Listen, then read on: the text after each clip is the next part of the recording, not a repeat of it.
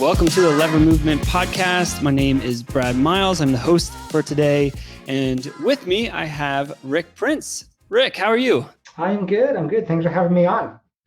Excellent. Yes, I am glad you're here as well. We have a lot to talk about today, which I'm excited about. But first and foremost, can you give us an intro to who you are? Yeah, well, as you said, my name is Rick Prince. I am the founder of United Endurance Sports Coaching Academy, kind of a mouthful. We are a science-based endurance sports education company. So we educate and certify coaches across sort of a wide range of different endurance sports, triathlon, cycling, running, ultra running, and we have a nutrition certification as well.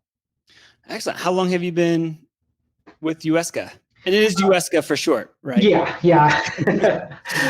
So I started as a side gig back in 2014, but didn't really kind of get it up and going and really running until sort of 2018 when I put a little bit more focus into it. So it's been around for a while, but I would say since 2018, it's probably had its most growth. Excellent. What prompted you in the first place to start a coaching education company? Yeah, well, that's a great question. I've been an endurance sports athlete my whole life, primarily as a cyclist. And then in college, I ran track and cross country, a degree in kinesiology. After I got out of college, I worked in the fitness industry for about 20 years. And what I realized is that there's a lot of parallels between the fitness industry and the endurance sports industry, primarily in the fact that from an education standpoint, it's completely unregulated, for good or bad. You don't need a license or, you don't have to doing that kind of stuff like a physical therapist or that sort of thing. And so I was looking around at kind of the different, what was available out there in the landscape from endurance sports education. I just wasn't, I felt there was a big gap there that could be filled specifically with, good science-based, evidence-based information. So that was sort of the catalyst to just kind of raise the bar, if you will, of the endurance sports education landscape. Yeah, no, that's great. And there's definitely a need. I'm just thinking in my head, I know there's different sports that have some type of certification. What sets you guys apart from some of the maybe traditional education models? Yeah, I think the main one is education from a science-based standpoint. A lot of the programs that were out there, they would come up with something and they wouldn't update it at all. So it was just really antiquated information that you were getting. So one of the things that we make an effort to do is update the information as new information comes out. The other thing I would say that sets us apart is that we are not a system. It's not like this is Rick Prince's system of running or triathlon or whatever. We try to partner with the most knowledgeable people, the experts in each area, whether it be environmental physiology, gait analysis, injury prevention, whatever it may or may not be. We try to seek out these experts. So it's really pulling from all these different sources versus saying, here's the Rick Prince system of doing it, or it's just my way. So again, to really eliminate that bias. Yeah, no, that's really good. And I know you mentioned you started around 2018 or so. Have there been any shifts in even just the science alone that kind of come to mind for you, even since that time period? Or do you feel like it's kind of farther back, like 1980s, 1990s that we're needing to shift from? Yeah, I think it's a little further back. There will definitely always be things. I think there are certain emerging fields, for example, like female physiology. Obviously, female physiology has always been a thing, but it's not been a focus from a human performance standpoint until relatively recently, where people are taking advantage of it. So I know we'll talk about this in a little bit, but one of the people that's going to be presenting at our conference, who will hopefully create some content with, Kirstie Elliott-Sales, she's sort of the foremost expert in that area.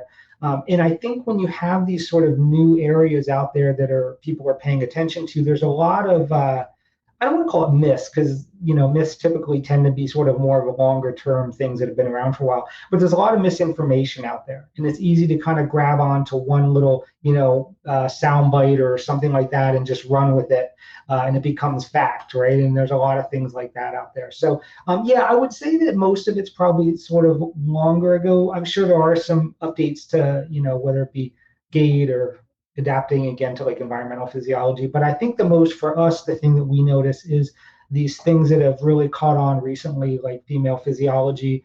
Certainly training technology is another one that, just with technology in general changes by the second. So staying on top of that type of stuff. Yeah. Do any like myths come to mind? I know I'm kind of putting you on the spot, but do any just jump out that we can Yeah. talk about?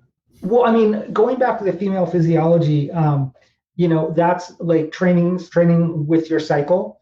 And I believe is a myth. That's something that Dr. Kirstie Elliott Sale will talk about. And then, there's always those myths, like for a lot of them are around running, of course, right? Like it's hard on your knees, lactic acid, that it's actually, the acid is what burns, versus the turnover of, I believe it's pyruvate, all these different things. So it's kind of interesting. There's all these sort of long-standing myths out there. I think one of the biggest ones that always gets attention is that endurance exercise is bad for you. We hear that a lot. You always see like the Wall Street Journal, the Times, or something like that putting stuff out. Usually in the ultra running space. And while there probably is a correlation, there has been shown to be correlations with certain things.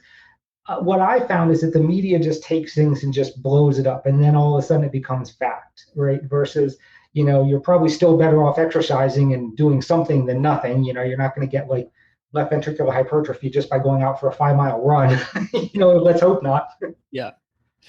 Yeah, no, that makes sense. And I feel like pairing that with the science that you bring to it definitely makes a lot of sense. And I know, I guess, can you kind of talk through a little bit more around, in a triathlon certification, a lot of our listeners here are going to be, triathletes, Ironman athletes, as well as, marathoners. Yeah. If they were interested in to go through a system of yours, what could they expect? Yeah, our system, so all of our certifications, whether it be triathlon, cycling, running, whatever, they're almost set up like a little mini 4-year college degree, meaning the first few modules are not sport specific. It's a learning about the body. So it's learning about the anatomy, physiology, biomechanics, all of the sort of foundational modules. And then it's sort of applying it based on a sport by sport basis. As you know, he's a collaborator with you as well, Dr. Matt Hansen, who currently is leading the Ironman standings and is also a former professor of physiology and exercise science. So he did a lot of work with us as far as to help create the modules. And I think one of the biggest differences that, our approach is that it's one thing to coach swimming, it's one thing to coach running, it's one thing to coach cycling. And up until relatively recently, triathlon training has really been almost like those three smashed together, versus really looking at it like, hey, this is triathlon swimming, this is triathlon running, this is triathlon cycling. So that's what, Matt brought to the table as far as to help us really appreciate and understand, and then deliver it to our students, how that differs from, taking these a la carte sports, if you will, and trying to just smash them all together. So they'll learn how the body works, and then the application of that on a triathlon specific basis. Yeah, and also shout out to Matt, because Matt introduced us. Yeah, so very thankful for him for that. Absolutely. And yeah, I know you do have a lot of other pretty well known like coaches and athletes that help with some of the certifications. Yeah. Can you kind of bring some of them to light as well? Like, who else are you working with? Yeah, the running side, probably the most famous name is Nell Rojas. She is a professional runner with Nike, professional marathon runner. She's also a coach. She has a degree in all this stuff as well. And so that's the other thing we look for. It's not just, oh, hey, great, you're a professional athlete, come do this stuff with us, come create content. There has to be a lot of substance there. The ability to be a coach, just like Matt is as well, and then be able to take that information and put it in a way, whether it be on video or paper, in a way that people can understand, that's evidence and science-based. But yeah, Nell Rojas is certainly a big one. On the environmental physiology side, Corinne Malcolm, certainly a big name. On the cycling side, there's, it's funny, cycling, I think it's one of the, from a coaching standpoint, is one of the probably our least popular one, but in many ways I feel it's sort of our best one, because we have these amazing contributors like Ben Sharp, who's actually just coached. He's the coach for Jennifer Valente, who just won her second gold medal from from last year's Olympics and then this year on the track. Um, uh, and Meredith Miller, who's a cyclocross champion, who's also has a master's in physiology. So yeah, a lot of names. But again, it's the pro athlete part, or the being a high level performer isn't really the credential. The credential is really, what do you know and can you put it out there? And I think that's one of the other things I guess I would say as well is, I see all too often someone saying, "Hey, I can run a 2:30 marathon," or "Hey, I can do a 8-hour Ironman, so train with me." Well, that's great. You're fast. You probably chose really good parents, but and you may or may not be a great coach, but the two have zero. There's just because you can go fast doesn't mean anything. I think a lot of coaches hang their hat on that. Whereas what we're trying to do is say, hey, it's all about the education. It's all about the experience. It's all about those elements versus, are you a top performer? Yeah, and that's an interesting point too, because I feel like, and I'd be interested to see what you see because you're closer to the coaches. But from my view, it looks like a lot of coaches kind of came into becoming coaches during COVID. That was kind of a really popular route that a lot of athletes took, and different people. I from my view, it seems like that's almost your type of service and certification is almost more important than ever, especially with all the new coaches that entered the system. Do you believe that? I guess I should stop there. Did you see an introduction to a lot of new coaches kind of during that COVID timeframe? We did, yeah. In all, certainly all across the world, and you saw all these businesses doing, tanking, and they were shut down and all these kind of things. And for us, we definitely saw an increase during COVID. And again, I think not unsurprisingly, we saw that. It also, I think, what we're still seeing today, the whole remote working, where people can work from home, they can. Most of the people that get certified by us, at least initially, do it as a side gig, I would say. Some they always want to keep it as a side gig. Others want to eventually grow it so it's their full-time gig. But what we found is, I think COVID was sort of that catalyst for people to, hey, what's really my passion? What do I really want to do? I have the time to do it now. So, and I'm locked in my room. I can't go anywhere, so, let's try this.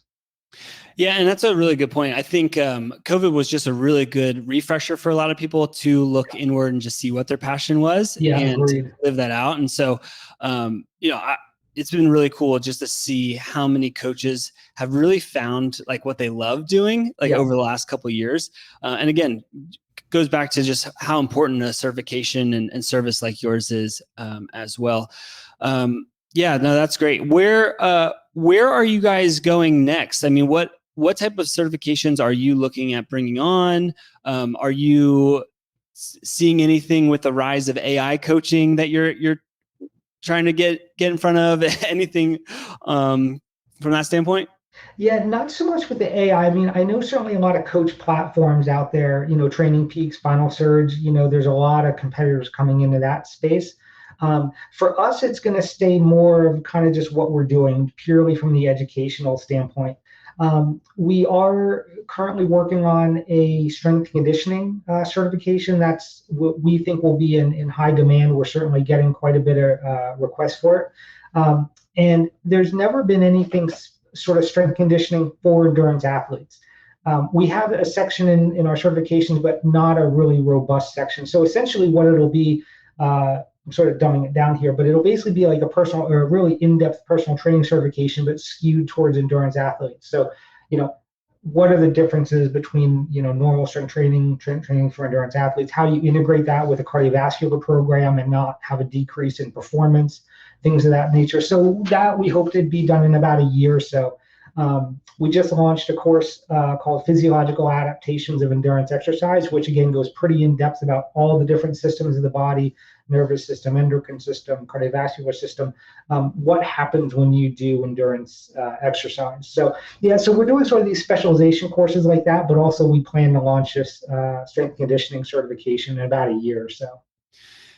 That's really cool. Do you have across your customer base, are you seeing it? Is it only coaches or are just interested athletes jumping in and taking courses as well? Yeah, I would say it's mostly coaches or aspiring coaches, but we definitely have a fair amount of people who are doing it just for themselves. They feel like they want to get this information for themselves to become better athletes. There's definitely a fair amount of that as well.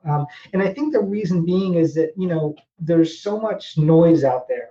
And again, I'm not saying that ours is the world's best certification. Or if you learn this stuff, you're going to run a 4 minute mile or be the best coach out there, but I think it is a singular spot where you're getting some high quality information from these really really smart individuals, these contributors. Yeah.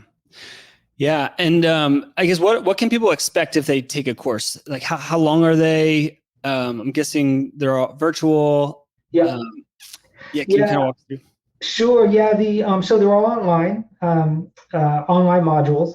It kind of varies. If you were to print out, for example, you had mentioned a key part of your demographic is the triathlon. I think if you were to print it out like paper wise, I think it would be like 600 some pages. So it is pretty robust. But it's kind of hard to say how long it takes people, because some people will just sit down and bang it out for like a week or two and be done with it. Other people take their time. I would say the average is probably about 6 months, give or take, to kind of study. We don't drip feed our content. We don't say, hey, you have to complete these modules by this date. We feel like it's not up to us to determine how other people learn best or what other people's schedules are and what time they can afford to study. So when someone purchases a certification, they get all the modules right then and there, and they can decide, at what pace they want to study. And they can certainly email us with any questions that they have about the content.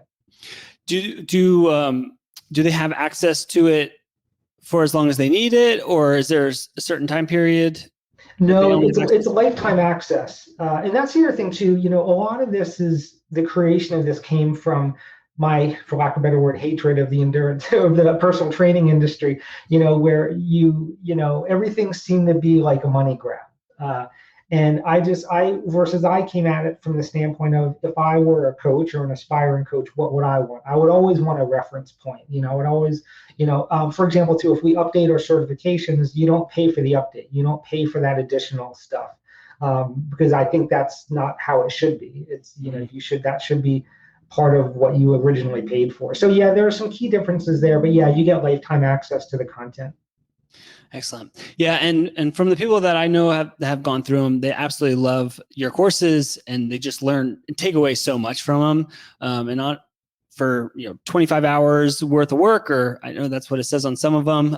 Obviously, people are getting a lot for their money and a Yeah. lot for for their time as well. So thank you for sharing some of that. Anything else on the certification side of things that you want to share with us? No, I mean, I think you covered a lot, but I'll say the last thing back to that, the money grabbing topic, is the other thing which, a lot of the certifications do, both in the endurance sports industry as well as the fitness industry, is the whole recertification process. That often becomes a money grab kind of thing. And one of the things that I found personally is that, I always hated, having to hop on a plane, go to a conference to get my CEUs, or, have to pay all this extra money for stuff that I didn't even really care about. So one of the things that we do is we do have a recertification test that you could pay for if you wanted, but otherwise you can write a paper sort of in the format of, not a science-based paper, but you have to cite scientific things, scientific journals or whatnot. But once you write your recertification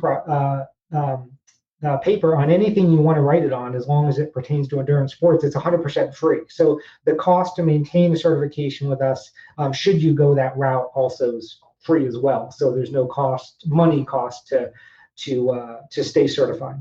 That's cool. Yeah, no, that's really cool. Thanks for sharing that last bit. And then on the kind of CEU route, and as well as the clinic conference route, you do have one coming up.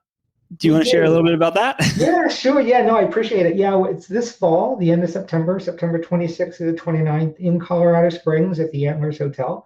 And it's sort of all those people that I just spoke about. For example, Matt will be there, Dr. Matt Hansen, Mel will be there. All these top presenters are coming into Colorado Springs to talk about all these different topics.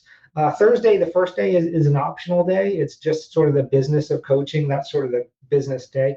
But then Friday, Saturday, and Sunday are all the sports science type type sessions. But yeah, the last year was our first one. It was sort of ultra running focused. This year it's sort of everything running focused. So we're looking forward to it. Excellent. Yeah, and we'll be there as well doing some demos. So Yeah. if you've never tried the lever system, you'll see some more information about that because I think we're going to try to schedule some for that Friday during the conference. Yeah. But yeah, no, that's great. And besides the new course, that one you launched early August, but also the one that you're working on next year, anything else that UESCA is working on right now? Anything else we should be up to date on? Not really. Those are sort of the big ones, the conference, and then that strength and conditioning certification. Those are sort of the big ones that we're focusing on right now. Excellent. Well, you can't really beat Colorado Springs at the end of September because it's going to be beautiful. Yeah. Weather's going to be perfect. And if you go up, drive up to Pikes Peak while you're there, you're going to see some aspens changing colors. There you go. Not too shabby. Yeah. Well, great. What's the best way for people that are interested to, one, find out more about your courses, and then two, to find out about the conference? Yeah. So probably the best way to find out about UESCA is just to go to uesca.com. And then you can just go there and click on the conference link, and that will take you directly to the conference as well. So that you can go to that site for both sort of just the general certification information as well as the conference. Excellent. Well, thank you, Rick. Did I miss anything? No, I appreciate it. Yeah, thank you for your great questions. I appreciate it. Yeah, I think we're good. Awesome. Well, thank you very much for coming on, and absolutely recommend to people to check UESCA out. You are doing more than any other federation is at this point to educate and certify coaches. So thank you for all your work and what you're doing. Well, thank you so much. Appreciate it. It's been fun on the podcast, Brad. Thanks for listening to today's episode. If you're interested in learning more about incorporating the lever system into your training, follow us on Instagram @LeverMovement, or even follow me on Strava to learn how I incorporate lever into my training for ultras. Until next time, keep running.